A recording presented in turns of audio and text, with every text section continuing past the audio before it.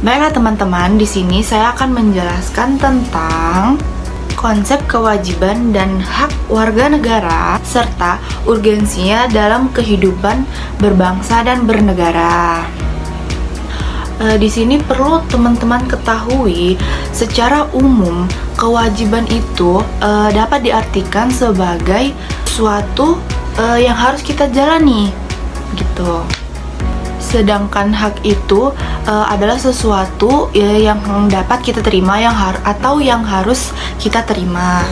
Nah, kalau di Kamus Bahasa Indonesia atau Kamus Besar Bahasa Indonesia itu kewajiban itu didefinisikan sebagai suatu yang diwajibkan atau yang harus dilaksanakan.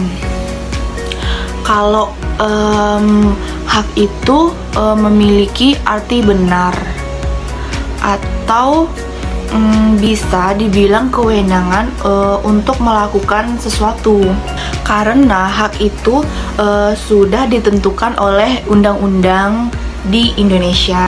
Nah, contoh dari hak itu ada HAM atau hak asasi manusia.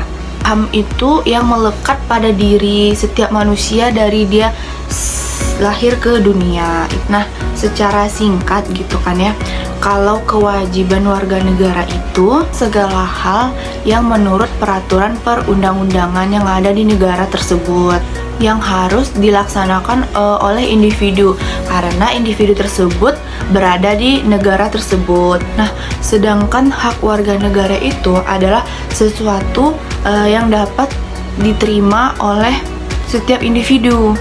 Kewajiban dan hak itu memiliki hubungan timbal balik. Nah, ini kewajiban ini hak memiliki hubungan timbal balik, di mana hak bisa diterima setelah kita menjalankan kewajiban yang ada. Kewajiban yang kita jalani itu mengandung konsekuensi diterima oleh hak-hak tersebut.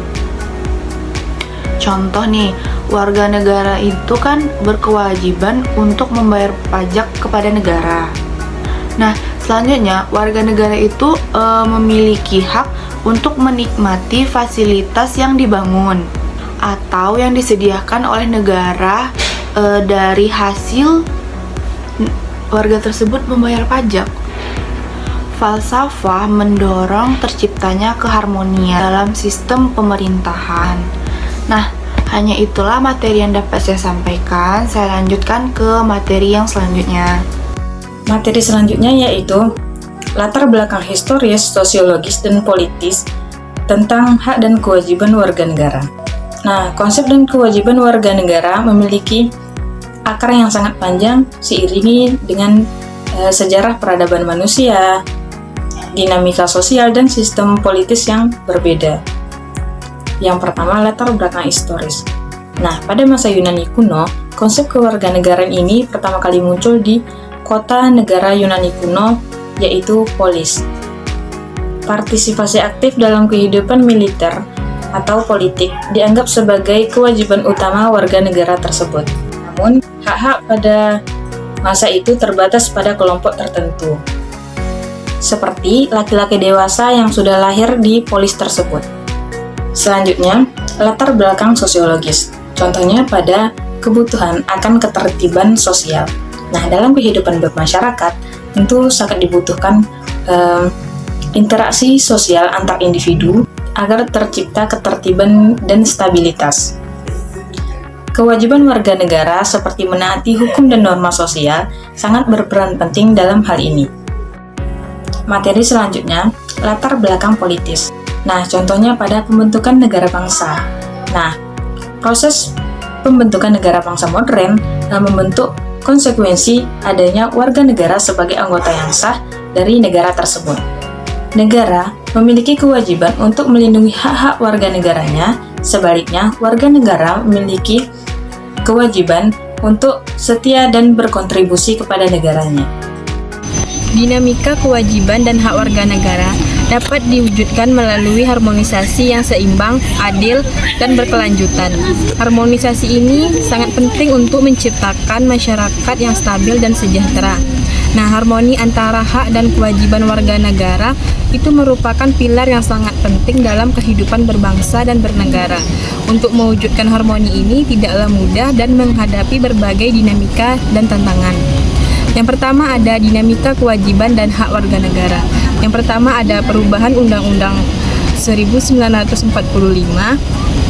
pada era reformasi menjadi sumber politik yang mendasari dinamika kewajiban dan hak warga negara. Yang kedua adalah penghormatan terhadap hak asasi manusia mengalami dinamika yang luar biasa pasca amandemen Undang-Undang 1945. Yang ketiga ada perkembangan teknologi dan tantangan baru yang muncul di era globalisasi. Yang kedua ada tantangan mewujudkan harmoni kewajiban dan hak warga negara.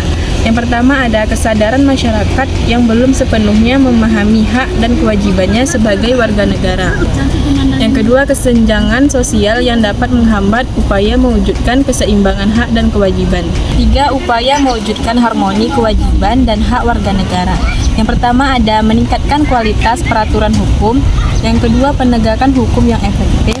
Yang ketiga, pemberbaharuan regulasi secara berkala. Yang keempat, pendidikan hukum dan literasi digital di masyarakat. Yang kelima, ada program-program pendidikan, kampanye sosial, dan kerjasama dengan media massa. Yang keenam, ada partisipasi aktif warga. Dan yang terakhir, ada musyawarah untuk mufakat. Yang keempat, yaitu aktualisasi dan implementasi harmoni kewajiban dan hak warga negara. Jadi, keseimbangan antara kewajiban dan hak warga negara merupakan faktor kunci yang menentukan tercapainya tujuan berbangsa dan bernegara.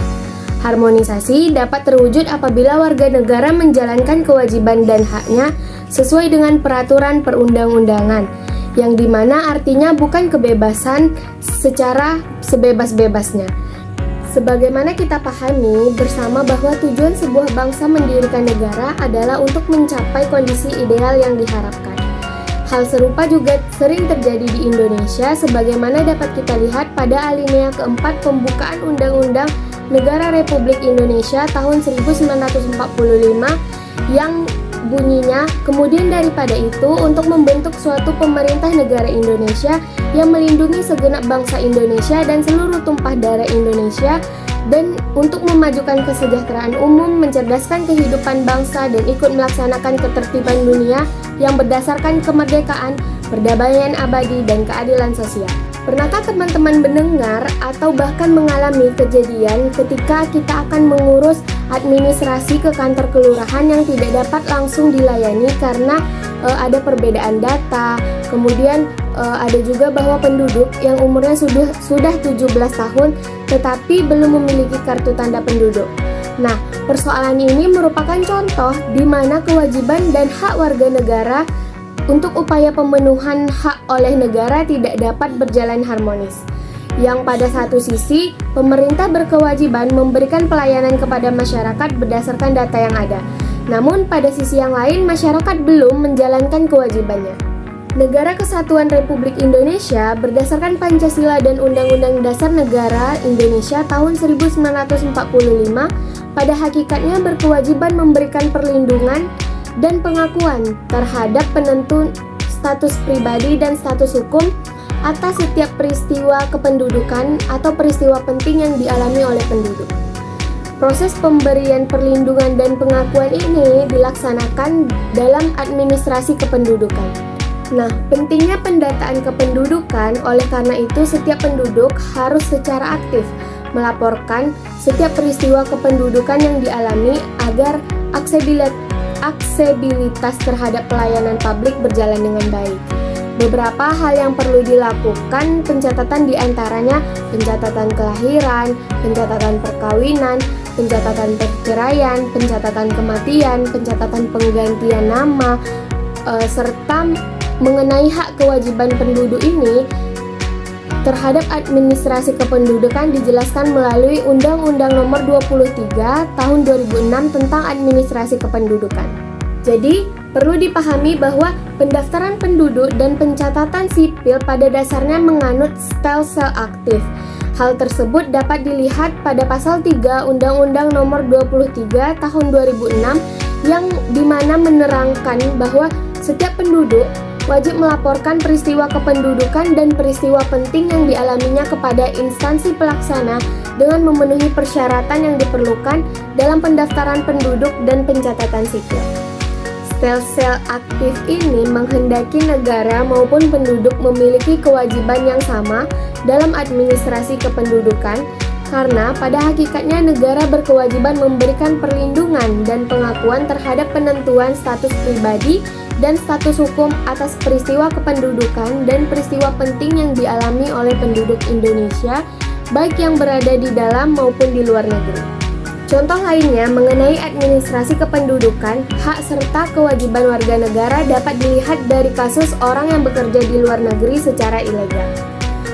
Yang dimana mereka tidak melapor dan tidak memiliki dokumen kependudukan. Hal ini dapat menjadikan status kewarganegaraannya hilang dan berakibat hilangnya hak-hak sebagai warga negara. Hal tersebut sebagaimana tertuang pada pasal 23 Undang-Undang RI Nomor 12 Tahun 2006.